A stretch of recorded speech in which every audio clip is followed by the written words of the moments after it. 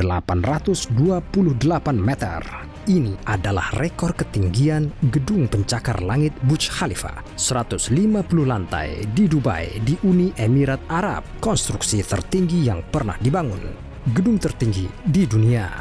Bagi mereka yang belum pernah melihat struktur megah seperti itu, mungkin cukup sulit untuk membayangkan keseluruhan skala mahakarya arsitektur hebat ini.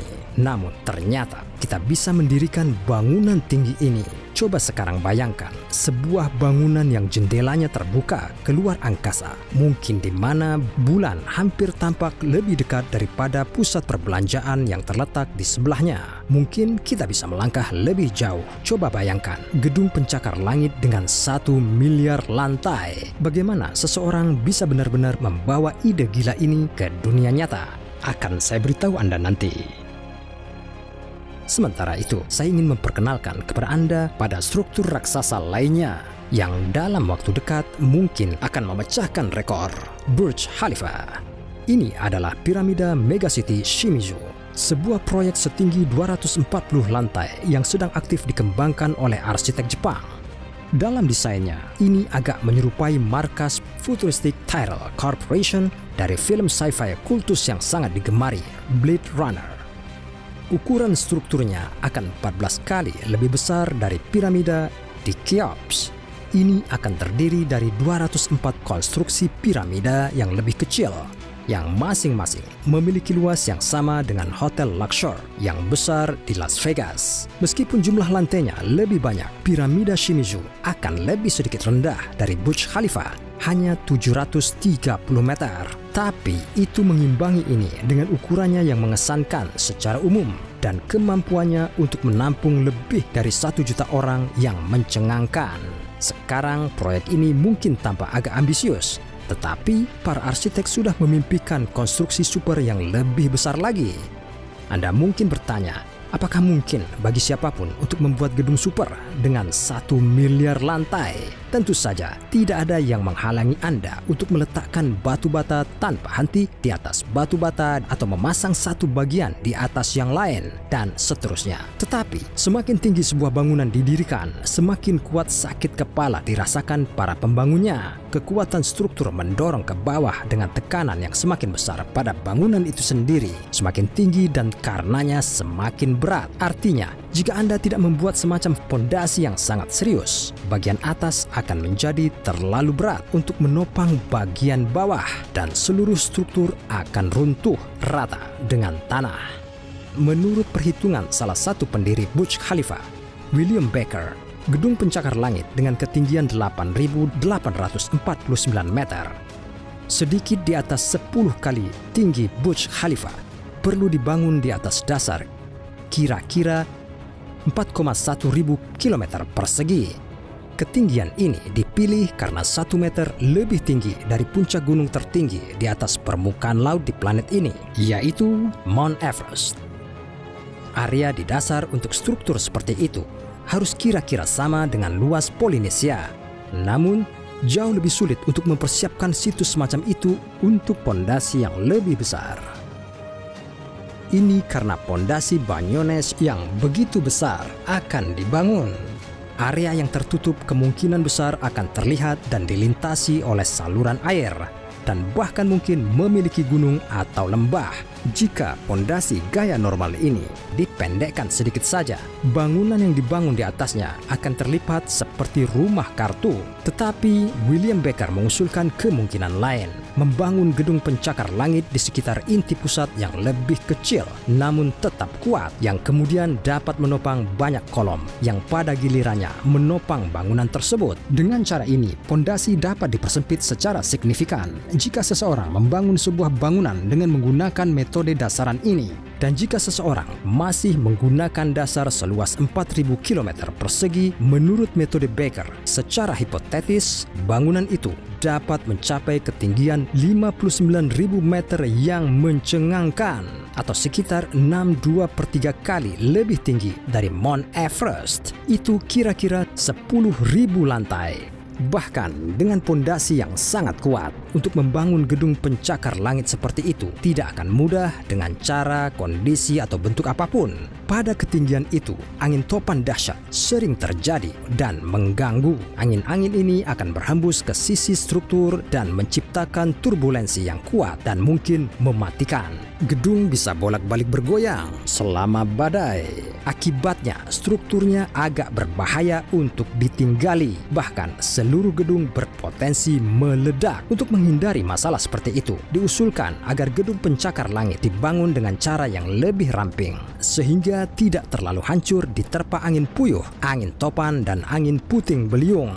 Bentuk lingkaran, lonjong, segitiga, dan belah ketupat dengan sudut membulat semuanya telah diusulkan, di mana semuanya akan berfungsi lebih baik daripada persegi. Juga dibutuhkan metamaterial super kuat dan sangat tahan. Mungkin aluminium transparan yang baru dan cukup inovatif dapat digunakan. Benda menakjubkan ini 3 kali lebih kuat dari baja dan tembus pandang, atau mungkin bahan nano, karena beberapa di antaranya menurut para ilmuwan hampir mustahil untuk dihancurkan. Tetapi bahkan setelah membangun gedung Uber dari barang-barang eksotis seperti itu, Anda mungkin masih akan menitik beratkan ide Anda sampai titik puncaknya karena masalah lift yang tak berkesudahan. Lift konvensional cenderung menempati terlalu banyak ruang, dan di gedung Uber seperti itu hampir tidak ada ruang yang tersisa untuk apapun kecuali poros elevator. Namun, perkembangan terbaru dalam desain dan pembuatan elevator ketapel super kompak dan ultra cepat mungkin adalah solusi ini. Ada juga ide yang menjanjikan tentang terbang naik turun di bagian luar gedung menggunakan balon kekuatan industri. Saya akan percaya kalau melihatnya sendiri. Katakanlah para insinyur mampu memecahkan masalah seperti itu dan mengatasi tonggak sejarah 10.000 lantai. Sekarang, mari kita coba mental kita memanjat lebih tinggi dan membangun pencakar langit mega 100.000 lantai. Puncak ekstravaganza arsitektur ini akan mencapai ruang angkasa dekat bumi. Tiba-tiba, ia akan berada tepat di tengah-tengah tempat pembuangan gaya berat mikro, penuh dengan puing-puing dari stasiun luar angkasa, satelit, komet, dan asteroid. Menurut perkiraan NASA, sekitar 170 juta sisa satelit sudah berotasi di sini, dari bintik kecil hingga bongkahan besar dan potongan mesin yang rusak. Dan yang terpenting, kecepatan objek yang banyak ini mencapai 56.000 km per jam yang mematikan. Sesuatu seperti kecepatan peluru yang ditembakkan dari senapan tempur Kalashnikov. Para ilmuwan menjanjikan daerah ini akan tersapu bersih dari puing-puing dalam waktu dekat. Mereka telah menguji sesuatu yang disebut perangkat remove debris, semacam tombak ruang berteknologi tinggi dengan jaring yang selama pengujian berhasil mengumpulkan cukup banyak sampah luar angkasa, dan para ahli dari pusat luar angkasa Surrey menciptakan model penyedot debu orbit dengan semacam layar, mampu, kata mereka, melakukan pembersihan umum semua ruang dekat bumi.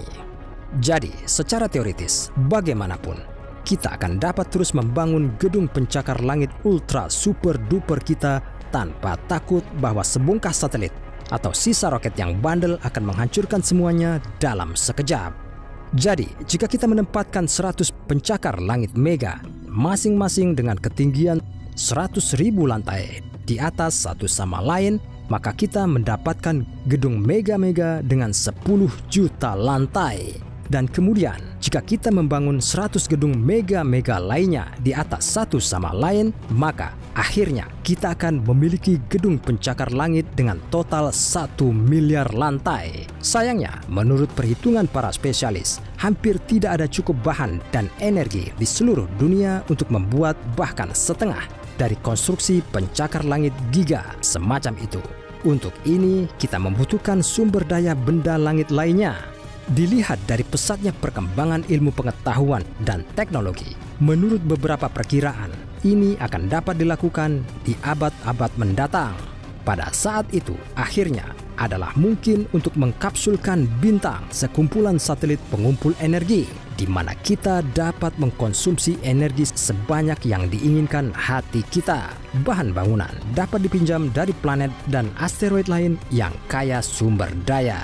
Dan akhirnya sebuah gedung pencakar langit akan muncul dengan 1 miliar lantai yang kemungkinan besar bukan hanya sebuah bangunan atau bahkan kota, tetapi sesuatu seperti seluruh dunia itu sendiri. Itu bisa diselimuti cangkang fleksibel yang diisi dengan atmosfer buatan dan diterangi oleh cahaya matahari buatan manusia. Di dalam sektor yang berbeda, orang akan naik lift supersonik dan di antara bagian yang berbeda di beberapa jenis pesawat atau bahkan pesawat ruang angkasa. Dan di puncak pencakar langit giga kita tampak bulan sendirian dan bulan pendamping kita bahkan bisa menabrak struktur kita jika kita tidak hati-hati. Jadi, kita harus melindungi gedung lantai giga kita dari cahaya malam yang abadi dengan jaringan pelindung. Atau kita bahkan mungkin harus memindahkan satelit kita sedikit dari bumi ke jarak aman yang lebih jauh. Namun, masalah utama dengan bangunan kita adalah harganya yang luar biasa. Mungkin akan menelan biaya ratusan triliun dolar yang cukup banyak. Dengan jumlah uang ini, sebagai alternatif, kita dapat memberi setiap penghuni planet pembayaran sekaligus dalam jutaan dolar atau bahkan menyewa armada lusinan kapal ruang angkasa besar. Tidak ada yang benar-benar menginginkan gedung super tinggi jika mereka sendiri harus mengeluarkan banyak uang. Tetapi bagaimana jika suatu hari, katakanlah beberapa bencana global, bencana alam atau epidemi memaksa semua orang berlindung bersama di gedung yang sama? Mari kita lihat apakah gedung pencakar langit giga kita bisa melindungi seluruh umat manusia. Sekarang di planet kita, populasinya sekitar 7.600.000.000 orang. Menurut beberapa perhitungan, 10 orang dengan tinggi dan berat rata-rata dapat berdiri di atas 1 meter persegi. Jadi, sebuah persegi dengan panjang sisi 28 km akan ada luas 784 km persegi, dapat menampung seluruh penduduk bumi. Ini sedikit lebih besar dari total luas New York City. Banyak ahli yang cukup yakin bahwa sebuah bangunan sebesar kota dapat dibangun saat ini. Namun, untuk menyesuaikan semua orang di bumi ke dalam struktur ini, mereka harus berdiri bahu-membahu dan saling berhadapan dengan semua tetangga mereka. Tentu saja, tidak mungkin. Kita tidak ingin dimasukkan ke dalam bangunan seperti ikan sarden dalam kaleng atau monyet dalam tong.